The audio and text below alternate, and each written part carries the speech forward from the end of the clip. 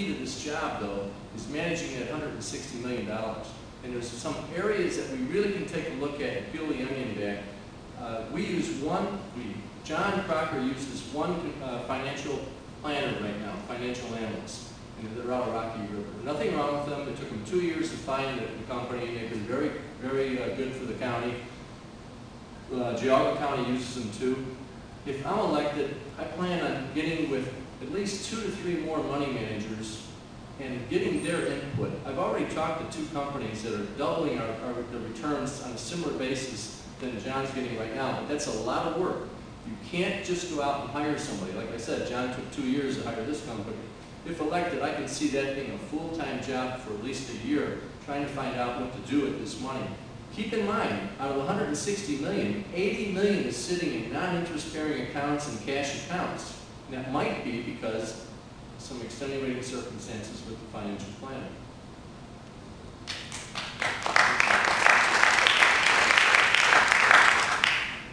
We have another question from the audience. Just a couple of years ago, the city of Eastlake found themselves in the trick bag with their bank account with respect to the Lake County captains. What assurances do you offer to make sure these characteristics don't occur at the county level? That's a good question. The treasurer's job is not really to oversee what the commissioners do or don't do. I don't want to go there, and I don't want someone calling me later and say, hey, what are you trying to do? You know, tell the commissioners what to do. I don't. But I do have the responsibility to report with the auditor on the financial position every day.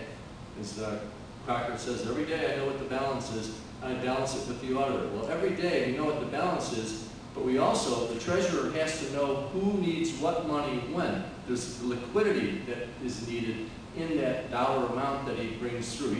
He's close to $750 million a year right now coming into the county. So you have to be careful.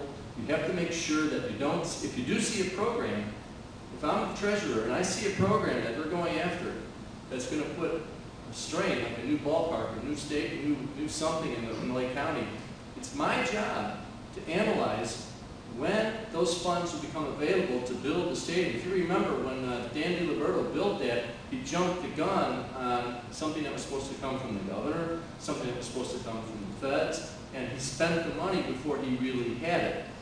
So that caused all sorts of strife in the community. I think it would be my job to make sure that doesn't happen. And one of the boards I would sit on is the board for allocating the local government fund to the different communities from the state, and it's done by formula now, so the board is really almost a tip to the head, but you oversee it, and you have to watch out for it.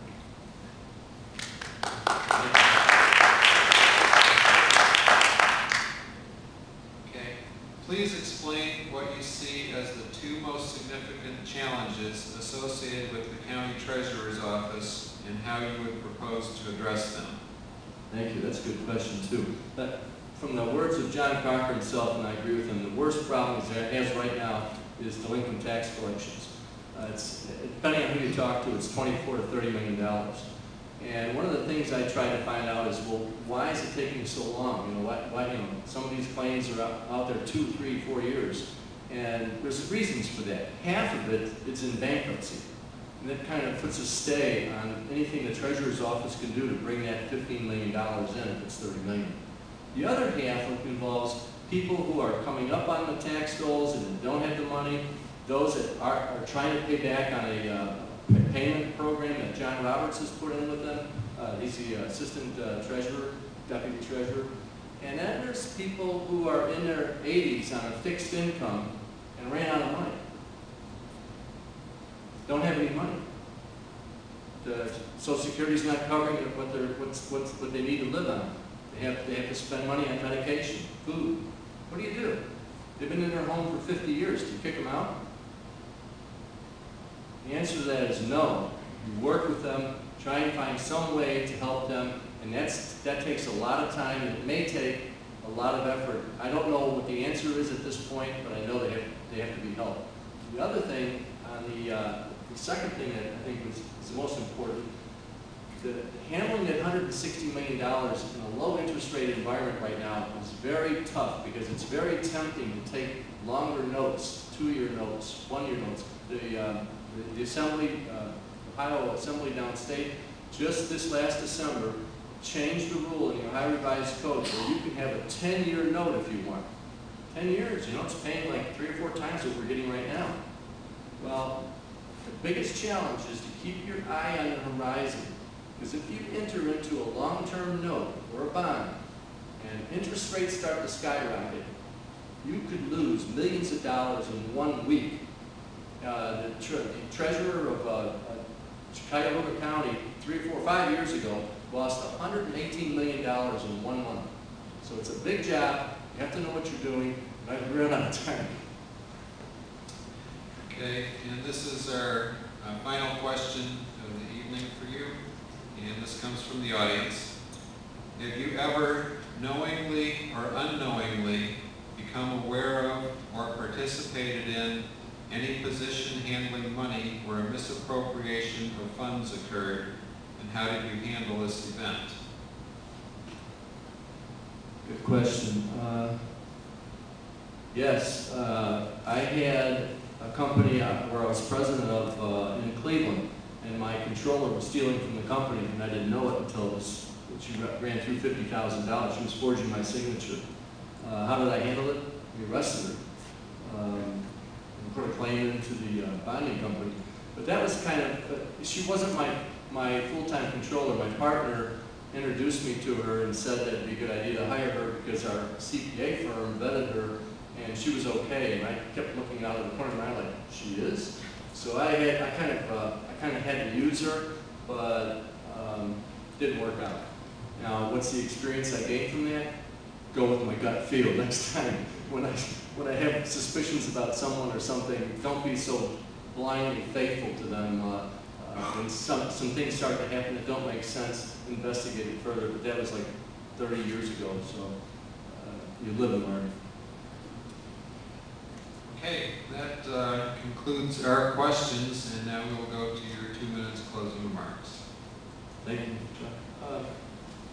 I'm running for treasurer because I think it's an honor to serve the people of Lake County. And I really think that with my background and hard work and due diligence and trying to pick the right investment tools at the right time, paid off for my clients and my company and will pay off for Lake County. My other attributes and skills in management and general management will definitely help. I mean, you don't need to be a rocket scientist to run an 8-person department, but you need to have the vision to look out and say, what can we run better together? Is there something else that we can do? Can the auditor's office work on this? And can I work on that? What do my people say about this? Believe me, there are a lot of things that Lake County can do to reduce its costs right now that I'm personally familiar with. And I'll just throw one out just for a second here. I've been on Dan Troy for almost 5 years to do this. Why do we have an engineer, a utilities department, soil and water, and stormwater, all separate departments with separate overheads? Why don't we put them under the engineers department and streamline that whole process?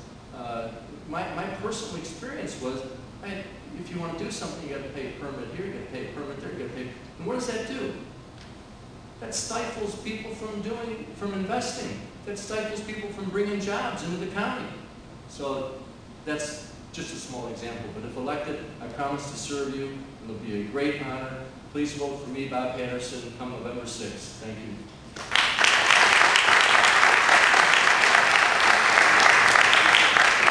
Thank you very much, Bob. We're going to take about a 2-minute break here to get set up for the last part of the forum here this evening. And those of you that aren't members and didn't sign in, if you wish, you may be excused at this time, but we will get started here in about 2 minutes. You can stand up and get a stretch a little bit if you like.